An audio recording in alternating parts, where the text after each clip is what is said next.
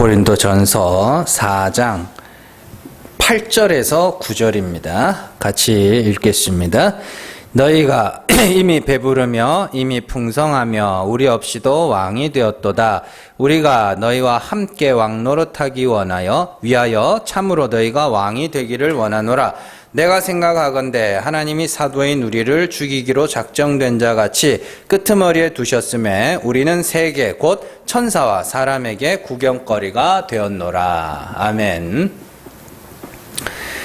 고린도전서 29번째 시간입니다. 구경거리가 된 왕들입니다. 지난 시간에 우리가 성도의 구원과 관련된 모든 것은 하나님으로부터 우리에게 주어진 것이라는 것을 우리가 배웠습니다. 처음에 예수 그리스도라고 했죠. 하나님이 독생자 예수 그리스도를 이 땅에 보내시고 참 하나님이 어떠한 분인지를 우리에게 보여주셨죠. 그러나 본다고 믿을 수가 없어요. 그래서 하나님은 사도들을 통하여 예수 그리스도께서 나타내신 하나님이 어떠한 분인지를 우리에게 말하게 하셨어요. 그죠? 하나님이 보내셔서 말하게 하셨어요. 그러나 듣는다고 믿을 수도 없어요. 그래서 사도들이 전한 십자가의 도는 사람들이 알아들을 수도 깨달을 수도 받아들일 수도 없는 것이지만 어떻게 해요? 성령의 나타나심, 하나님의 능력, 성령의 나타나심에 의하여 그것을 듣고 믿게 되었다. 이렇게 되는 거죠. 이 과정에서 사람의 힘으로 된 것이 없으며 예수도 사도도 성령도 깨달아 믿게 하심도 전적인 하나님의 은혜에 의하여 된 것이니 너희는 너희가 믿었다고 하지 마. 그 이야기예요. 너희가 믿었다고 하지 마. 하나님이 믿게 하지 않았으면, 깨닫게 하지 않았으면 아무도 깨달을 수가 없다. 그러나 깨닫게 된 것은 뭐예요? 하나님이 깨닫게 하신 거다. 그런데 인간들이 자기가 믿은 것처럼, 그죠? 어떤 사람에 의해서 혹은 자신의 지혜로 믿게 된 것처럼 사람으로 자랑하며 그것으로 다툼과 시기를 일으키는 것은 잘못된 것이다. 그래서 이 사도를 자랑한다, 말씀을 전한 목회자들을 자랑한다는 것 자체가 그 사람이 나를 믿게 했다는 거 아니에요. 그리고 거기서 더 나아가면 어떻게 되냐면 내가 믿었지 이렇게 가는 거예요. 지금 사도 바울이 계속 그거를 경계하고 있는 거거든요. 그게 우리가 지난주에 살펴본 말씀입니다. 자, 우리가 주일에 야고보서를 공부하고 있는데 야고보서의 핵심 내용 중에 하나가 하나님이 높이셨음을 알도록 하기 위해서 이 땅에서 택하신 자들을 낮추시는 분이다. 그게 사실은 성경 전체의 주제예요. 하나님이 높이셨음을 알도록 하기 위해서 이 땅에서 우리를 낮추시는 분이다. 그러면 영원에서 높아질 자들은 땅에서는 뭐예요? 낮아져야 되는 거죠. 그 예로 전쟁의 이야기를 제가 자주 예를 들어서 설명을 해드렸죠. 전쟁에서 승리하는 것보다 더 중요한 것은 누가 이기게 하셨는가예요. 승리가 목적이면 기드온이 32,000명으로 전쟁을 하든지 10,000명으로 전쟁을 하든지 아무 상관없어요. 그러나 하나님이 이기게 하셨음을 알기 위해서 32,000명을 300이라는 13만 5천 앞에 300이라는 말도 안 되는 완전히 불가능한 숫자로 낮추신 거예요. 왜요? 뭘 가르치기 위하여? 내가 이기게 했어 라는 걸 가르치기 위하여 32,000에서 300으로 낮추는 거예요. 다른 전쟁의 이야기들도 다 마찬가지입니다. 자, 또 아브라함이 75세 때에 아들을 주시겠다고 약속하신 이유로 99세 때에 아브라함과 사라가 죽은 것과 같이 되었을 때 아들을 주신 이유도 하나님이 주셨다는 걸 알도록 하기 위해서 내가 줬어를 가르쳐 주기 위하여 너는 안 돼를 알게 하시는 거예요. 그죠? 그러니까 아들을 낳을 수 있는 남자와 아들을 낳을 수 있는 여자가 둘이 결혼해가지고 아들을 낳으면 이건 하나님이 준 아들인지 자기가 낳은 아들인지 모를 거 아닙니까? 그래서 하나님이 주셨다는 걸 알도록 하기 위하여 어떻게 해요? 둘을 죽은 자와 같이 되었을 때 주시는 거예요. 자, 그렇죠. 이처럼 하나님이 높이실 자들, 택하신 자들을 땅에서 낮추시는 분이에요.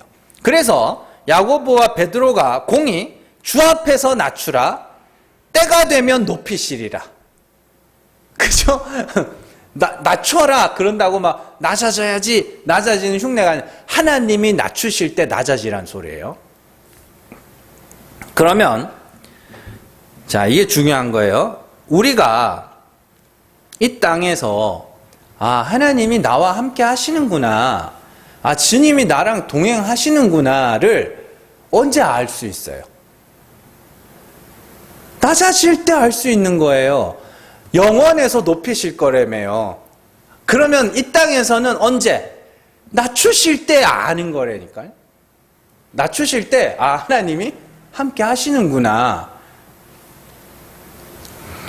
우리는 보통 소위 말하면 그 대박이 날 때 그때 하나님이 함께 하시는구나 그렇게 생각하잖아요. 근데 성경은 그렇지 않아요.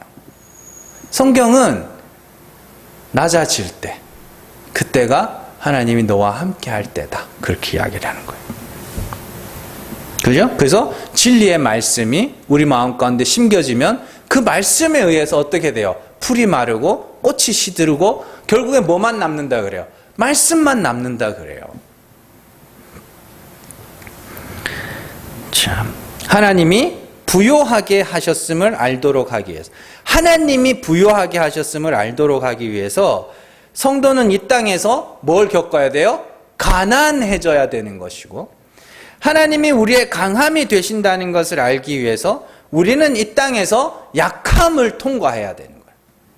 그렇게 끊임없는 가난과 약함을 통과한 이들이 하나님에 의하여 부요함과 강함이라는 것을 얻게 되었을 때 그들이 비로소 하나님의 은혜를 찬송하는 자가 되는 것이에요. 이것이 구원의 궁극적인 목적이고, 우리가 약하여질 때 하나님이 나와 함께 하심을 알게 되는 거예요. 그런데 문제는 여기서 끝나지 않아요.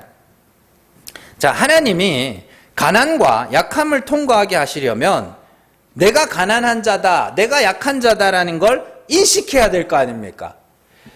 아무리 가난해도 가난한 줄 모르고 살아가는 사람은 자기가 가난한 줄도 몰라요. 예를 들어서 저희가 어릴 때 한 7살부터 초등학교 한 2학년까지 늘 우리 집안은 어려웠는데, 그땐 진짜 어려웠어요. 진짜 어려웠는데 사실 그때는 제가 저희 집이 어렵다는 생각을 못 해봤어요. 저는 그때가 제일 재밌었거든요. 그 시골에 살 때인데 맨날 고기 잡고 막 산에 돌아다니면서 이상한 거 주워 먹고 이래 너무 재밌게 보냈거든요. 그때. 근데 부모님이나 형이나 누나 이야기를 들어보면 엄청 가난했다는 거예요. 그때가 너무 가난했다는 거예요. 근데 나는 가난한 줄 몰랐으니까, 가난한 줄 몰랐어요, 우리 집이. 자, 마찬가지로 우리가 스스로 가난하고 약함이라는 것을 인식하지 못하면 그 약함이 아닌 게 돼버리고 가난이 아닌 게 돼버리는 거죠. 그런데 성도는 반드시 약함과 가난을 통과해야 된다면서요. 그죠? 그러면 약함이라는, 내가 약하구나, 내가 가난하구나라는 걸 반드시 인식을 해야 되거든요. 그러기 위해서 하나님이 아담에게 선악과를 먹이신 거예요. 우리도 동일하게 선악과를 먹고 있는 거죠. 자, 선악과를 따먹은 인간들은 끊임없이 강함과 부요함을 추구하게 되어 있습니다. 왜냐하면 선악과라는 것은 하나님으로부터 분리되어 독립적 존재가 되는 걸, 내가 하나님처럼 되겠다는 건 내가 이제는 하나님 밑에 있지 않겠다는 뜻 아닙니까? 그게 하나님으로부터 분리되어 독립하겠다는 거거든요. 자, 그렇기 때문에 하나님 밑에 있으면 하나님이 내 강함과 하나님이 내 부유함이 되지만 하나님으로부터 분리하고 독립된 존재는 이제는 하나님하고 관계가 없어졌잖아요. 그러면 이제 내가 스스로 강해야 되고 내가 스스로 부유함이 돼야 된다고요. 그래서 인간들이 선악과를 따먹고 하나님으로부터 독립하게 된 순간부터 끊임없이 힘을 추구하는 거예요. 힘과 소유를 추구하는 거예요. 부유하고 싶은 거예요. 강하고 싶은 거예요. 그렇게 선악과를 따먹은 인간들은 하나님으로부터 독립적인 존재가 되어 하나님이 공급해 주시는 힘과 재물이 아니라 자기가 힘을 가지고 자기가 재물을 쌓아 스스로 부자가 되고 강함이 되려고 하는 속성을 갖고 있어요. 다 속성을 갖고 있어요.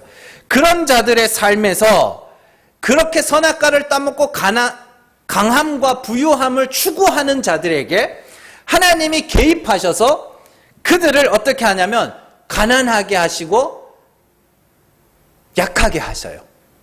그럴 때 비로소 난 가난하네, 난 약하네, 그걸 인식하게 되는 거예요.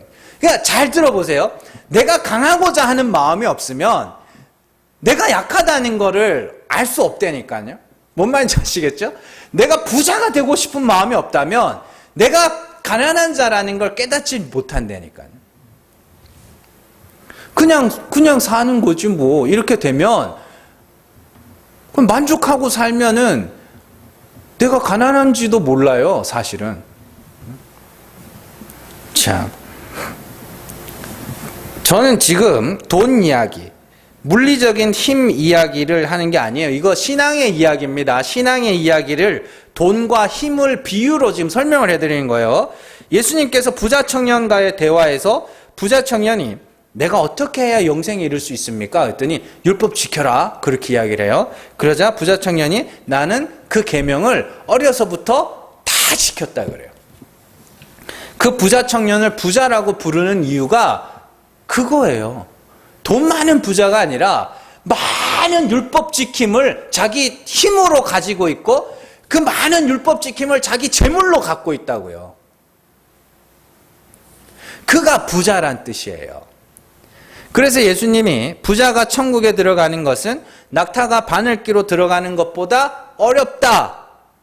뭔 말인지 아시겠죠? 그렇게 부자인데 율법을 그렇게나 열심히 잘 어려서부터 잘 지켜왔는데 그게 부자야.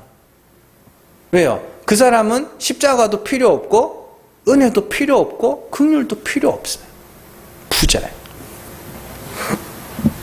왜냐하면 천국은 가난한 자, 곧 율법에 의하여 정죄당하며 하나님의 긍휼을 구하는 자들이 들어가서 하나님의 은혜를 찬송하는 곳이기 때문이에요.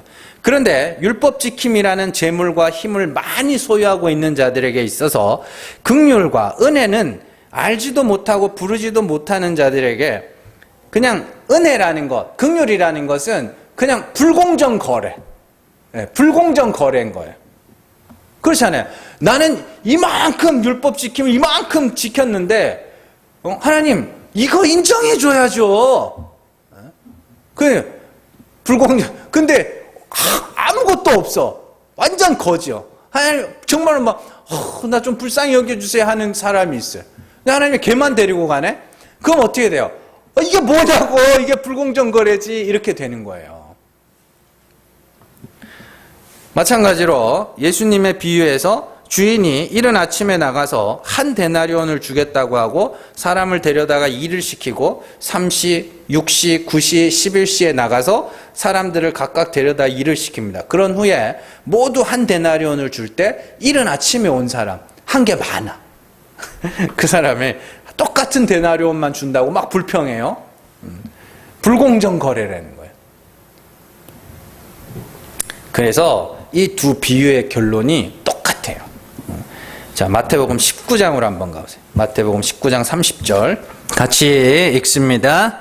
그러나 먼저 된 자로서 나중되고 나중된 자로서 먼저 될 자가 많으니라. 아멘. 그 바로 뒤에 20장 16절 같이 읽습니다. 이와 같이 나중된 자로서 먼저 되고 먼저 된 자로서 나중되리라. 아멘. 그 19장에 읽었던 먼저 된 자로서 나중되고 요거는 그 부자 청년 이야기의 결론이에요. 그리고 20장은 데나리온 품꾼의 비유의 결론이에요. 그러니까 같은 이야기예요.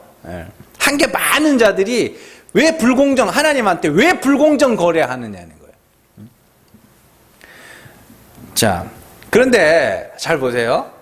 부자가 되고자 하는 마음이 없는 사람이 어떻게 가난을 가난으로 인식할 수 있겠냐고요.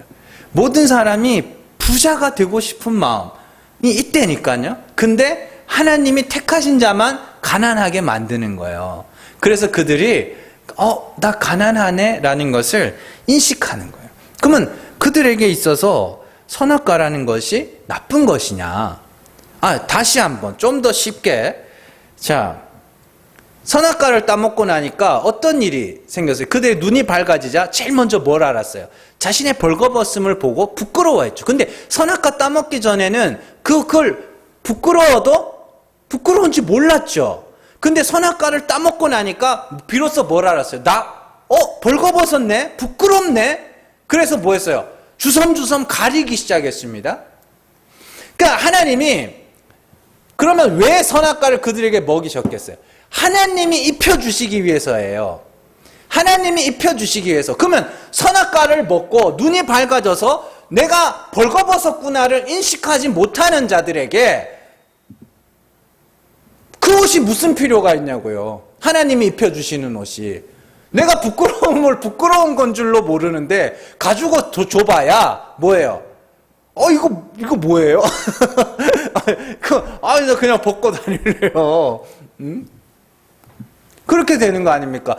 벌거벗은 줄 알아야 비로소 입혀주세요가 나올 거 아닙니까? 근데 벌거벗은 줄 아니까 사람들이 그때부터 뭐 하냐면 자꾸만 자기가 가리려고 그러거든요. 그게 모든 인간들이에요, 그게. 모든 인간들이 가는 방향이 자기가 가리려고 하는 거. 그걸 스스로 의에 이르려고 하는 거라 그러고. 그래서 한번 해보라고 율법 줬더니 율법 열심히 지켜서 잘 가리고 있는 거, 부자가 되는 거, 강함이 되는 거고. 그런데 택하신 자들만 하나님이 뭐 하냐면 하나하나 뭐 하는 거예요? 벗겨가시는 거예요. 그러니까 벌거벗겨져 가면서 내 부끄러움과 수치가 드러나는 것이 하나님이 입혀주시려고 벗기시는구나. 그게 하나님이 나와 함께 하신다는 증거라니까. 이 역사 속에서 우리가 하나님이 나와 함께 하신다는 걸 체험할 수 있는 거. 내가 의롭고자 하는 마음, 스스로 영생에 이르고자 하는 마음이 없다면 내 죄가 드러날 때 애통해하지 않아요.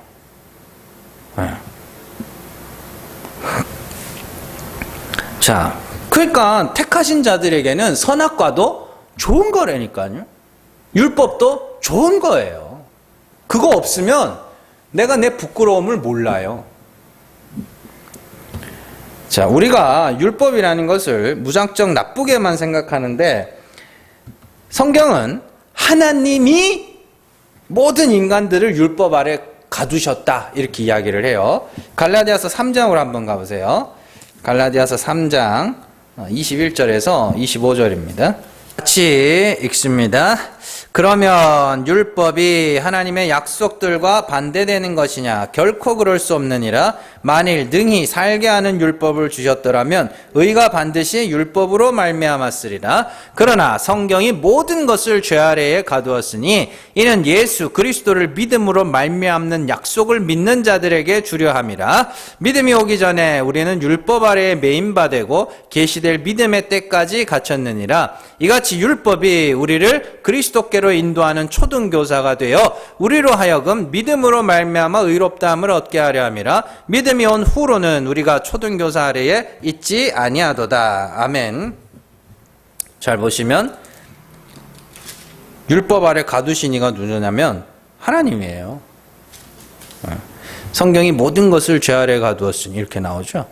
믿음이 오기 전에 우리는 율법 아래 매인바 되고 계시될 믿음의 때까지 갇혔다. 하나님이 가둬놓으신 걸 뭐 하라고요? 해보라고. 그래, 해보라고. 열심히 한번 해보라고. 착하게도 살아보고 경건하게도 살아보고 거룩하게도 살아보고 열심히 해보라고. 언제까지? 믿음의 때까지. 계시될 믿음의 때까지. 그럼 계시될 믿음의 때 되면 어떻게 돼요? 율법에 대해 죽어야 되는 거야. 해봤더니 안 되는구나. 그게 시간들이 필요한 거예요. 갈라디아서에서 율법 아래에 있다는 것은 율법의 의로서 스스로 의롭게 되고자 하는 상태를 말해요. 21절에 보면 능히 살게 하는 율법을 주셨더라면 의가 반드시 율법으로 말미암았을 것이라 이렇게 이야기를 합니다. 그 말은 율법의 행위로는 의롭다 함을 얻을 수가 없다. 능히 살게 하는 율법을 주셨더라면 이게 뭐냐면 하나님은 애초에 율법을 그런 용도로 준 게 아니다. 그러면 율법은 뭐 하라고 준 거예요? 살게 하는 율법이 아니라 죽으라고 준 거다. 그러면 내가 율법에 대하여 죽기 위하여 뭐 해봐야 돼요? 해봐야 된다니까요. 그걸 열심히 지켜봐야 돼요. 경건하게 착하게 의롭게 거룩하게 살아봐야 되는 거예요. 살아보고 나서 뭘 알아야 돼요? 아, 능히 살게 할 수 있는 율법이 아니구나. 그게 뭐예요? 죽는 거예요. 그게 율법에 대해 이걸로는 안 되네. 그럼 어떻게 해요? 그게 계시될 믿음의 때까지 갇힌 거거든요. 이제는 계시될 믿음의 때가 왔네. 그럼 뭐야? 그리스도께로 가는 거예요. 하나님 불쌍히 여겨주세요. 이렇게. 자, 근데 여기서 아주 중요한 게 23절과 25절 말씀 한번 보세요. 23절 믿음이 오기 전에 우리는 율법 아래 매인바 되고 계시될 믿음의 때까지 갇혔는 이렇게 돼 있죠. 25절 믿음이 온 후로는 우리가 초등교사 아래에 있지 아니하도다. 믿음이 내가 가지는 거래요? 온다 그러죠. 온다 그래요. 계시될 믿음의 때 이래요. 이게 뭐냐면 하나님이 정하신 때가 있어. 그들이 뭐예요? 그들에게 믿음이라는 것을 심어주시기 전까지는 다 율법 아래에 갇혀 있을 수밖에 없다. 그렇게 이야기를 하는 거예요. 자, 그리고 바울은 믿는다는 것을 세례로 이야기합니다. 그 뒤에 26절에서 20절 갈라디아서 3장 26절에서 27절 자, 같이 읽습니다. 너희가 다 믿음으로 말미암아 그리스도 예수 안에서 하나님의 아들이 되었으니 누구든지 그리스도와 합하기 위하여 세례를 받은 자는 그리스도로 옷 입었느니라. 아멘. 자, 로마서 6장 3절로 한번 가보세요. 같이 읽습니다. 무릇 그리스도 예수와 합하여 세례를 받은 우리는 그의 죽으심과 합하여 세례를 받은 줄을 알지 못하느냐. 아멘. 이렇게 돼 있죠. 그러니까 세례는 그리스도와 죽는 거죠. 그걸 뭐라 그러냐면 믿음으로 말미암아 그리스도 예수 안에서 하나님의 아들이 되었다. 뭐 말인지 아시겠죠? 그리스도와 죽는 게 그리스도 예수 안에서 하나님의 아들이 되는 거예요. 자, 세례는 그리스도와 같이 죽는 겁니다. 그러니까 믿음이 오면 우리가 그리스도와 같이 죽게 된다는 의미고 그리스도와 같이 죽은 자들은 더 이상 율법이라는 감옥에 갇혀 있지 않고 속량을 받아 자유에 이르게 된다. 이런 이야기를 하는 거거든요. 그러면 현실적으로 한번 생각을 해보면 우리는 내가 뭔가를 해야 의롭다함을 받을 것처럼 그래서 뭔가를 하지 않으면 굉장히 불안해합니다. 예. 뭐 이렇게 교회 오면은 그러잖아요. 일 안 시켜주면은 불안해한다니까요.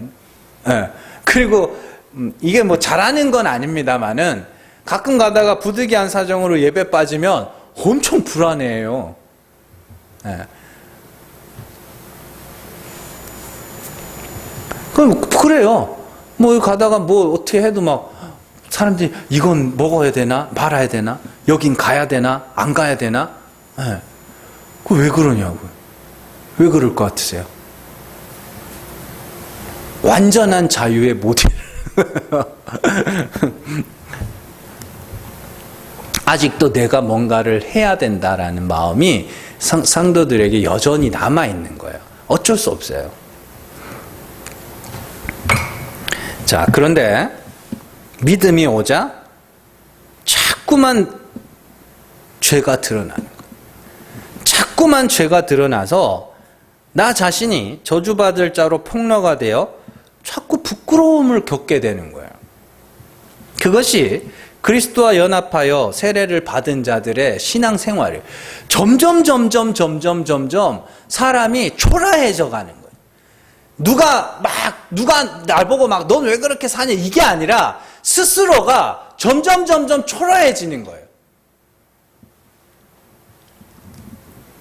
가난해져 가니까, 약해져 가니까, 벌거벗겨져 가니까 점점 초라해져 가는 거예요.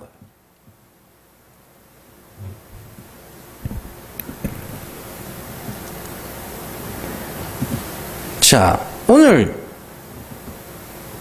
바울이 하는 이야기가 그 이야기예요.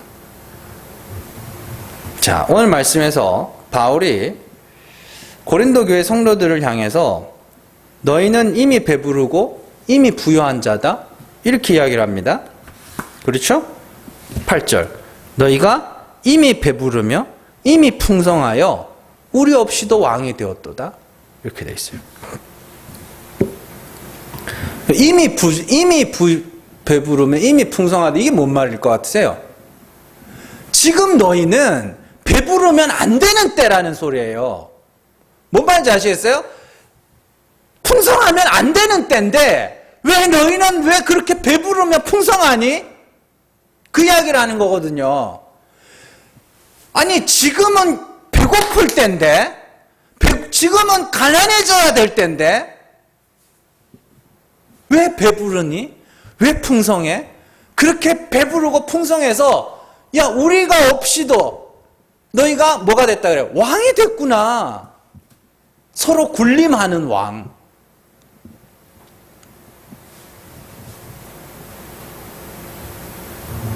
그런데 앞서서 바울이 고린도 교회 성도들을 말할 때 분명히 그들은 약하고 미련하고 문벌 좋은 자가 없다 그랬어요. 그 1장 26절 한번 가보세요. 같이 읽습니다. 형제들아 너희를 부르심을 보라. 육체를 따라 지혜로운 자가 많지 아니하며 능한 자가 많지 아니하며 문벌 좋은 자가 많지 아니하도다. 그 밑으로는 이제 다 알죠 우리가. 자, 앞에서는 그들이 미련하고 약하다고 하던 바울이 뜬금없이 고린도 교회 성도들을 향하여 이미 배부르며 이미 부요하네 이렇게 이야기를 합니다. 왜냐하면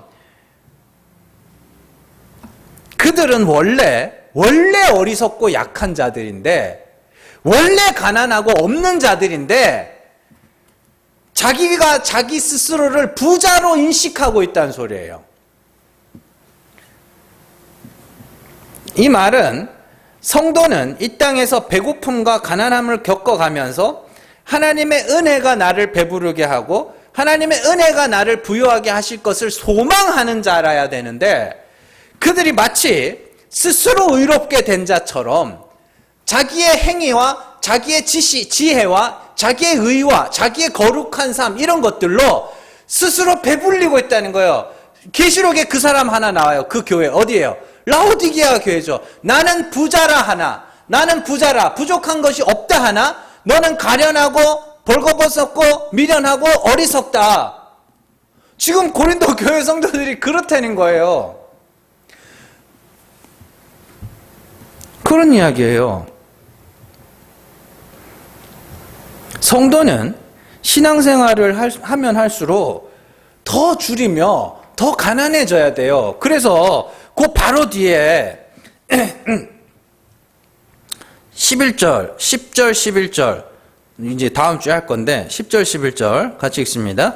우리는 그리스도 때문에 어리석으나 너희는 그리스도 안에서 지혜롭고 우리는 약하나 너희는 강하고 너희는 존귀하나 우리는 비천하여 바로 이 시각까지 우리가 줄이고 목마르며 헐벗고 매맞으며 정처가 없고 이렇게 돼 있죠. 여기에 나오는 이 단어들이 뭐냐면 선교하다가 개고생했다는 그런 뜻이 아닙니다. 위에 고린도 교회 성도들은 배부르고 풍족하다며요. 위에. 그죠? 거기에 반대되는 개념을 지금 설명하고 있는 거예요. 쉽게 말해서 이런 겁니다. 야, 나는 예수를 믿고 난 다음부터 사람이 점점 초라해지던데 아니 너희는 예수를 믿고 난 다음부터 왜 그렇게 잘났니?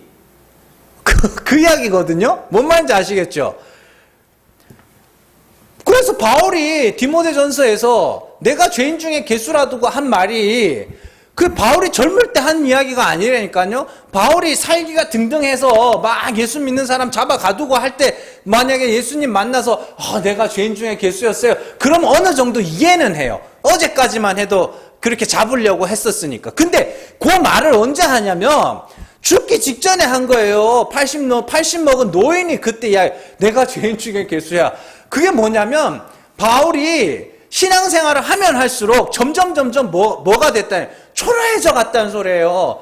나 진짜 죄 많은 사람이구나. 요만한 죄 하나까지도 하나님이 다 들여다보게 하셨다는 소리예요. 그게 하나님이 함께 하신다는 증거라니까요. 그래서 나는 십자가가 꼭 필요한 자고 나는 그래서 하나님의 은혜만이 나를 구원할 수 있는 자다. 여기까지로 내려가는 완전한 가난함, 완전한 약함, 그 자리로 끌려가는 거.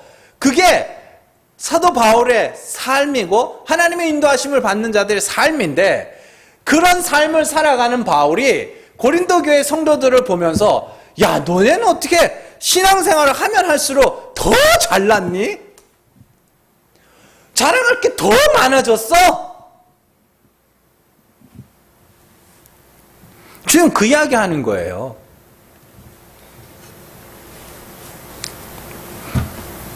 주변에 한번 찾아보세요. 이런 사람들 진짜 많습니다. 신앙생활 시작하고 나서 더 막 기세가 등등한 사람들.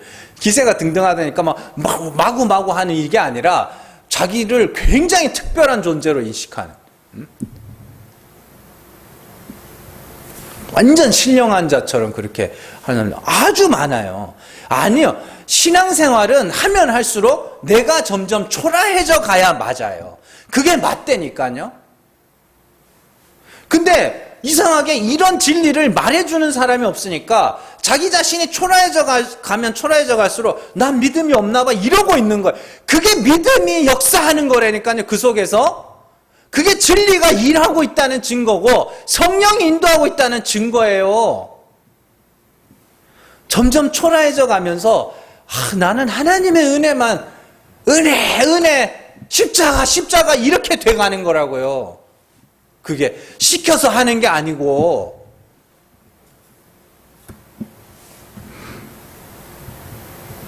그러니까 바울이 고린도 교회에게 그냥 한마디로 나는 예수를 믿고 난 다음부터 사람이 점점 작아지고 초라해지던데 야, 너네는 어떻게 점점 잘 나가네? 그 이야기 하는 거예요. 그 배불러? 풍성해? 난 배고파 죽겠는데? 지금 그 이야기 하는 거예요. 그러면서 바울은 정말로 너희가 우리와 함께 왕노릇하기를 바란다. 이렇게 이야기합니다. 그러니까 앞에 나오는 왕노릇 있죠? 너희가 우리 없이도 왕이 되었도다. 이렇게 나오는 그 왕노릇은 서로 막 누가 잘난 나를 다투어서 올라가려고 하는 그 왕노릇 있죠? 그 왕노릇을 이야기하는 거고 바울이 말하는 너희가 정말로 오늘 말씀에는 뭐라고 되어 있어요? 우리가 너희와 함께 왕노릇하게 참으로 너희가 왕이 되기를 원한다. 이렇게 참으로 이렇게 되는데 이게 우리말로 하면 진짜로 원한다는 뜻이에요. 진짜로 원한다. 내가 간절히 원한다 이런 뜻이거든요. 자, 그러면 사도들의 왕노릇은 뭐예요? 성령의 인도하심을 따라 철저하게 낮아져 가면서 그리스도의 십자가 복음을 전하는 왕노릇을 이야기하는 겁니다. 그러니까 예수님이 말씀하시잖아요. 예수님 왕으로 오셨죠? 그 세상의 왕들은, 세상의 군왕들은 어떻게 해요? 위에서 아래로 다스리는 왕이라 그러죠. 근데 예수님 뭐라 그래요? 나는 너희를 섬기러 왔어. 그 아래에서 위로 섬겨주는 왕, 그 왕노릇 이야기하는 거거든요. 자, 이 내용은 우리가 앞으로도 배우겠지만 오늘 말씀 뒤에 나오는 구절들을 보면 복음을 전하는 사도들에게 어떤 일이 일어났는지를 우리가 알 수 있어요. 어리석고 가난하고 비천하고 모욕을 당하고 핍박을 당하고 배고픔과 궁핍에 처하는 일들이 있었다고 이야기합니다. 이런 표현들은 바울이 선교하다가 당한 어려움을 이야기하는 것이 아니라 고린도 교회의 배부르고 부유함에 반대되는 개념들을 바울이 끌어다가 쓰는 거예요. 그렇게 철저하게 낮아져 가면서 복음을 통하여 성도를 낳는 과정을 바울이 왕노릇 그래요. 그래서 이 말씀 뒤에 쭉 연결돼서 마지막에 가면 뭐가 나오냐면 내가 복음으로 너희를 낳았다, 이런 이야기를 하는 거거든요. 그러니까 나는 점점 낮아져 가고 그 낮아져 가는 가운데 하나님의 은혜와 그리스도의 십자가가 내게 복음으로 증거되고 선포되어질 때 사람들이 그것을 듣고 구원에 이르는 거 아닙니까? 다른 이들이. 그러니까 그 이야기를 바울이 지금 하고 있는 거예요. 그런 왕노릇에 고린도 교회 성도들도 동참하기를 원한다. 그러면 이게 뭐냐면 너희도 나처럼 배고프고 줄이고 헐벗고 그런 자가 되기를 원한다. 그리고 그렇게 낮아져 가면서 나를 구원하시리가 그리스도밖에 없음을 많은 사람들에게 증거하며 나타내는 그런 자가 되기를 원한다.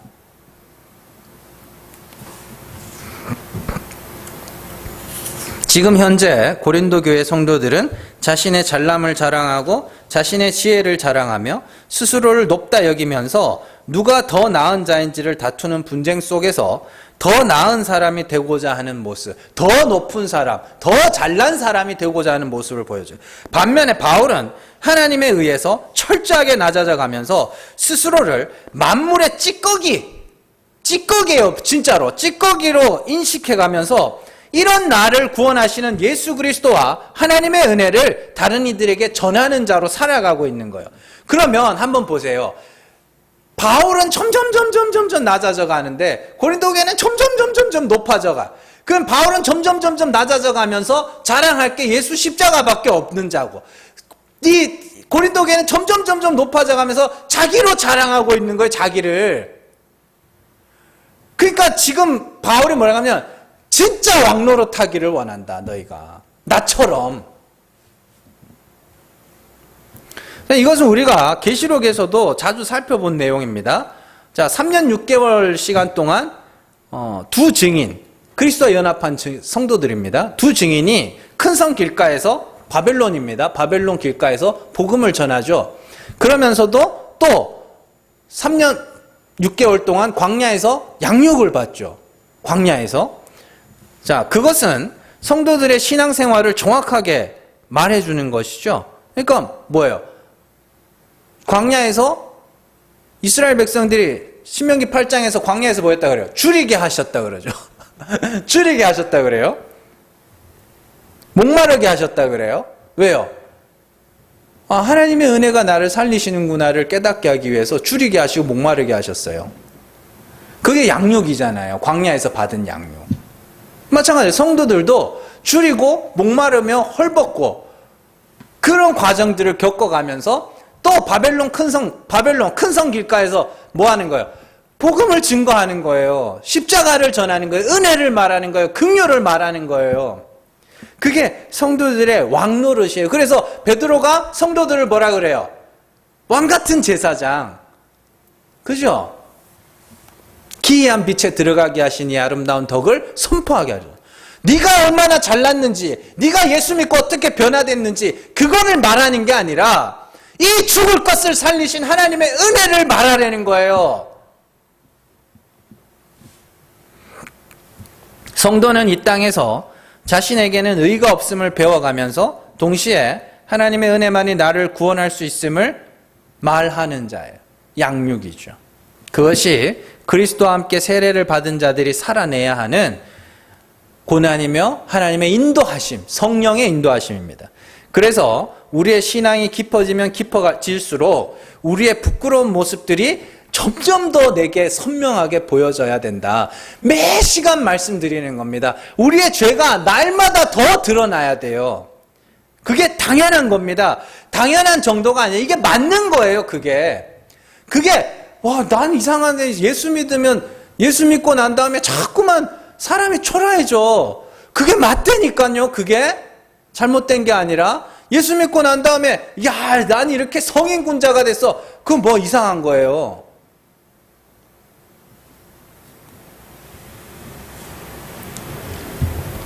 오늘 말씀에서 바울은 하나님이 우리를 죽이기로 작정된 자 같이 만물의 끄트머리에 두셨다, 이렇게 되어 있습니다. 여기서 죽이기로 작정된 자라는 단어가 에피다나티오스, 이게 뭐냐면 사형 언도를 받은 자. 로마서 8장에서 사도 바울이 그러죠. 아들을 주신 하나님이 그 아들과 함께 고난도 같이 주신다. 그리고 우리를 뭐요? 도살당할 예수 그리스도죠. 도살당할 양같이 여김을 받았다. 이게 다 뭐냐면 사형 언도를 받은 거예요. 넌 죽어야 될 자야. 넌 죄인이야를 수시로 경험했다는 소리예요. 그래서 만물의 끄트머리, 이게 에스카토스, 이게 뭐냐면 맨 마지막. 우리 그 종말을 영어로 뭐라 그래요? 에스카톨로지라 그래요. 거기에 나오는 단어, 끝이라는 단어예요. 내 만물의 끄트머리에 세우셨다. 하나님이 나를 세상에서 가장 못난 자, 세상에서 가장 죄 많은 자로 스스로를 여기게 하셨다는 거예요. 왜요? 하나님이. 왜? 하나님이 구원하셨군요. 그거를 고백하도록 하기 위해서. 하나님의 은혜가 이렇게 크군요를 알도록 하기 위해서. 그리고 아주 중요한 말씀이 하나 나오는데, 그 9절 마지막에 우리는 세계 곧 천사와 사람에게 구경거리가 되었노라, 이렇게 되어 있습니다. 구경거리가 되었다. 뭐예요? 에이, 저거 봐라, 저거 봐라. 이게 아니라 세계 곧 천사와 사람들이 우리를 주목하게 하셨다, 이 말이에요. 자, 하나님이 택하신 자들을 철저하게 낮추신 후에 그들을 높이심으로 천사들과 사람들이 그들을 통하여 하나님이 저런 분이셨구나를 알도록 하시겠다는 소리예요. 뭔 말인지 아시겠어요?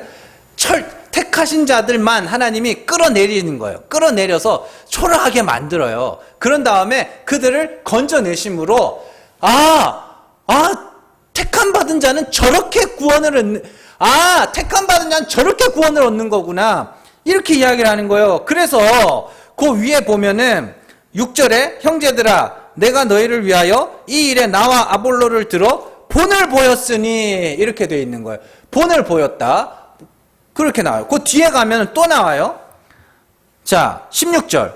그러므로 내가 너희에게 권하노니 너희는 나를 본받는 자가 되라. 이게 뭔 말인지 아시겠어요? 자, 성도들이 많이 있습니다. 성도들이 많이 있는데 하나님이 사도 바울이나 아볼로나 디모데나 이런 사람들을 택하셔요. 그리고 그들을 통하여 먼저 믿은 자들 아닙니까? 그들을 택하셔서 그들을 하나님이 끌고 가요. 어떻게? 초라한 자리로 자꾸 끌고 가요. 그래서 나중에 믿은 성도들에게 뭘 보여주냐면 구경거리, 본보기란 뜻이에요. 뭐냐면 택함 받은 자는 이렇게 인도되는 거야. 그러니까 너희는 어느 방향으로 하나님이 끌고 가실지를 잘 알아야 된다, 그 이야기를 하는 거예요. 그게 구경거리라는 단어예요.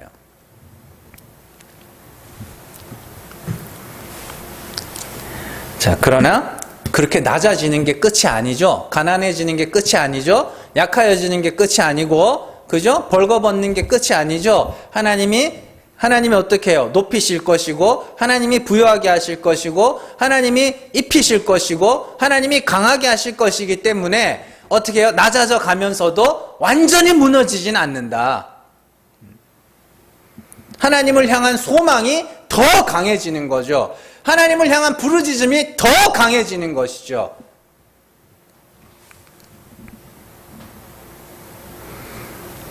그렇게 낮아져 갈 때 우리가 자랑할 게 뭐밖에 없어요? 그리스도의 십자가밖에 없어지는 거죠. 사도 바울이 그렇게 이야기하는 거예요. 그게 성령 충만한 삶이에요. 왜 지금까지 너무 잘못 알고 있었어요.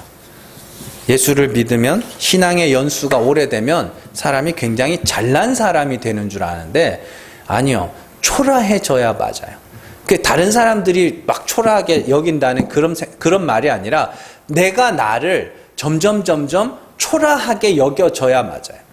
근데 라오디게아 교회도 그러고 지금 고린도 교회도 그러고 그들이 배부르며 풍족해. 그래서 은혜도 긍휼도 십자가도 필요가 없어요. 그건 잘못된 방향으로 가고 있다는 뜻이에요. 그러니까 하나님이 우리와 함께 하심을 언제 느껴야 돼요? 내 죄가 드러날 때. 내 죄가 내 눈에 드러날 때, 아, 하나님이 일하고 계시는구나. 아, 하나님이 또 이렇게 낮추고 계시는구나. 그때 인식하는 거예요. 근데 사실 우리가 솔직히 말해서 하나님이 되게 좋은 일들, 그죠? 복 주실 때 그때 하나님이 나와 함께 하시는구나 이렇게 느끼지 않습니까? 그때 느낀다고 그러잖아요, 다들. 그죠? 예, 맞아요. 그때도 함께 하시죠. 택하신 자는 하나님이 버리시지 않으니까. 근데 그때만 하나님이 함께 하심을 느끼기에는 너무 조금 너무 가끔 나타나시는 것 같지 않아요? 근데 하나님이 우리를 낮추실 때, 내가 낮아져 갈 때, 내가 내 죄가 선명하게 드러나고 내가 점점 초라해질 때가 하나님이 나와 함께 하신다는 증거라면 매 순간 느낄 수 있어요. 매 순간. 그래서 그 낮아짐을 통과하는 자들이 자랑할 게 십자가밖에 없고 듣고 싶은 것도 그거밖에 없어지는 거예요. 그래서 평생에 듣던 말씀 떠들려 주시오, 그렇게 이야기하는 거죠. 근데 하나님이 버리지 않으셔요. 택하신 자는 절대로 버리지 않습니다. 반드시 낮추셔서 하나님의 은혜로 높이실 거예요. 그럼 우리는 믿음 생활하면서 내가 점점 초라해져 갈 때, 하나님 이게 맞죠? 하나님 나 이것밖에 안 되는 자 맞죠? 그렇게 초라해져 가면서, 그래서 하나님 나는 은혜가 꼭 필요한 자입니다. 하나님의 긍휼이 꼭 필요한 자입니다. 그렇게 부르짖으면서 사는 거예요. 그러면서 정말로 하나님이 반드시 높이실 것을 신뢰하기 때문에 다른 이들에게 그 하나님을 증거하고 나타내는 것이며, 함께 모여서 나를 이렇게 낮추시는 하나님이 나를 높이실 것을 소망하면서 기쁨과 감사로, 세상이 알지 못하는 그 기쁨과 감사로 찬송하는 겁니다. 잘 기억하시고 낮아져 갈 때 하나님의 함께 하심을 체험하는 저 여러분들 되시기를 주님의 이름으로 축원합니다. 기도하겠습니다.